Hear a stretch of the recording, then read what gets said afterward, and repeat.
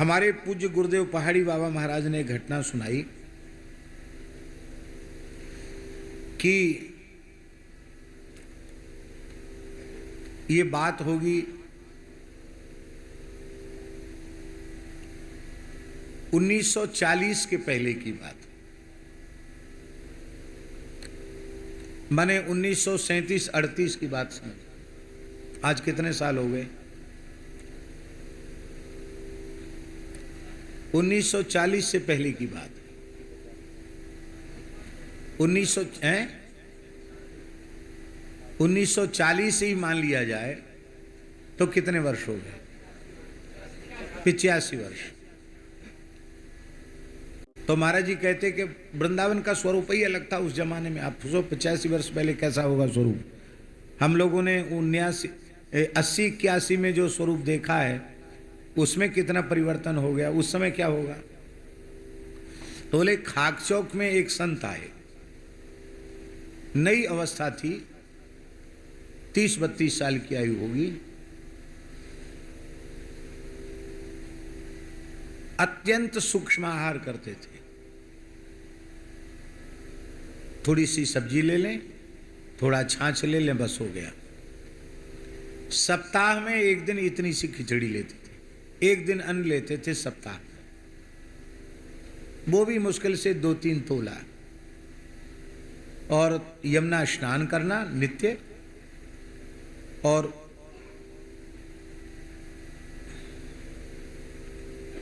एक झोपड़ी जैसी अपनी कपड़ा पड़ा लगा के बना ली थी उन्होंने, और उसी में बैठकर ध्यान करते थे। महाराज जी वत सुनाते थे कि कम से कम 15 घंटे ध्यान में बैठते होंगे। कितने? कम से कम 15 घंटे। एक बैठक में 7 घंटा, दूसरी बैठक में फिर 7-8 घंटा। बोलते किसी से नहीं, बोली सुनी नहीं उनकी। 4 महीने वो रहे, पूरा चातुर्मास किया। इसके बाद जाने लगे। तो महाराज जी कहते उनके रहने से मुझे बड़ी प्रसन्नता थी कि एक ऐसा अच्छा उत्तम से उत्तम साधक संत यहाँ रहते हैं। उनकी महाराज आप तो जीवन भर रहो यहाँ, क्यों जा रहे हो जमुना किनारा छोड़ के? बोलते थे ही नहीं। बहुत मुश्किल से जब आग्रह किया कि रुक जाओ, तो उन्होंने कहा कि नहीं, हमारा बहुत मन था वृंदावन दर्शन करने का, 4 महीना हो गया, हम ऐसे ही घूमने फिरने वाले साधु हैं, एक जगह टिकते नहीं हैं, चलते ही रहते हैं, अब हम नहीं रुकेंगे। अखंड भस्म धारण करते थे, विभूतिया साधु थे, और एक लंगोटी लगाते, एक ब्रह्मपात्र, बस ब्रह्मपात्र जानते रहे, तुमा का कमंडल, और एक कमरिया, बस इतना ही था उनके पास और कुछ नहीं। तो आसन बासन तो कोई, जैसे हम लोग सूटकेस और थैला वैला लेके चलते, वो तो कोई बात ही नहीं थी। फक्कड़ साधु। दंडोत किया, ठाकुर जी को साष्टांग किया, हमको साष्टांग किया। बोले महाराज कोई भूल चूक हुई हो तो क्षमा करना, अब हम जा रहे। तो जाते जाते उन संत के मन में आया कि इतने दिन हो गए, 4 महीना, एक भी वृंदावन की परिक्रमा नहीं की, परिक्रमा कर ले। पैदल ही चलते थे। तो परिक्रमा वहीं से खाक चौक के सामने से परिक्रमा उठा दी। पुराना परिक्रमा का मार्ग भी वही था। परिक्रमा वहीं से उठा दी और परिक्रमा करते हुए हम रमन रेती आए। हम लोगों ने यहाँ खूब रज का दर्शन किया है। तो उस समय तो क्या स्वरूप रहा होगा, सघन लता सघन वन ही होगा। तो उन्होंने रज में बैठ करके रज की वेदी बनाई और भाव से श्री सीताराम जी को विराजमान किया, और मानसी में ध्यान में सीताराम जी को स्नान श्रृंगार पूजन अभिषेक राग भोग सब किया। बहुत अच्छा लगा उनको। मानसी सेवा करके यहाँ से चले तो जैसी जुगल घाट पहुंचे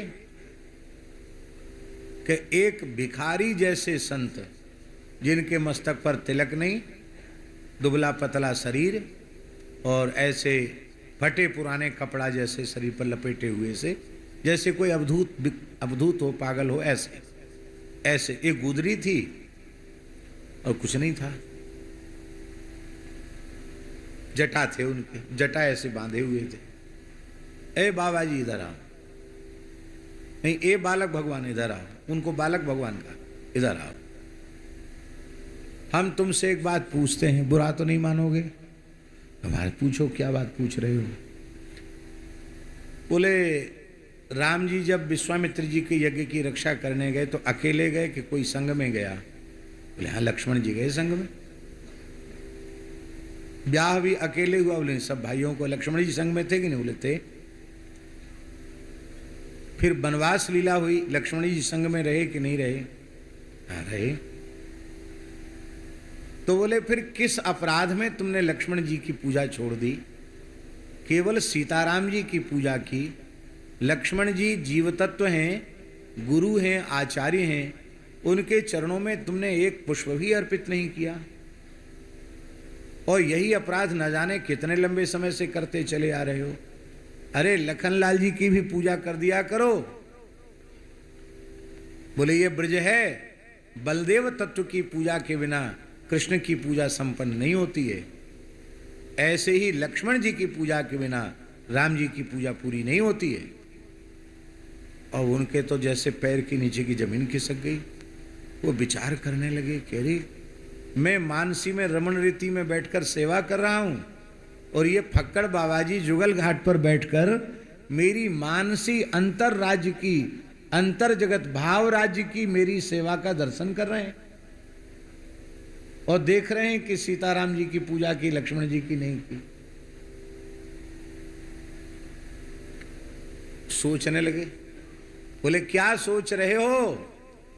वृंदावन सिद्धों की सराय है, यहां पागलों के बेस में भी संत हैं।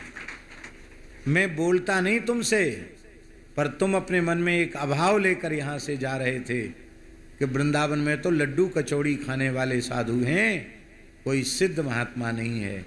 तो ये भ्रम लेके यहां से मत जाओ, नहीं धाम के प्रति अपराध बन जाएगा।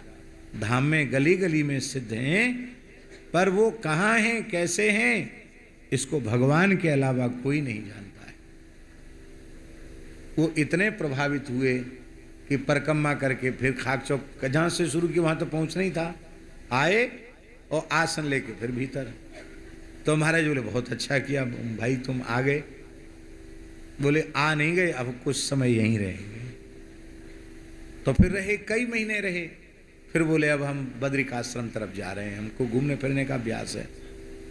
तो महाराज जी ने पूछा उनको कि हमारे इतना आग्रह करने पर भी रुके नहीं, फिर लौट के आ गए परिक्रमा करके, फिर आखिर इतने समय तक क्यों, इसमें कोई रहस्य है क्या? तब उन संत ने ये घटना महाराज जी को सुनाई, पहाड़ी बाबा को, और महाराज जी ने दास को सुनाई। ऐसे ही सिद्ध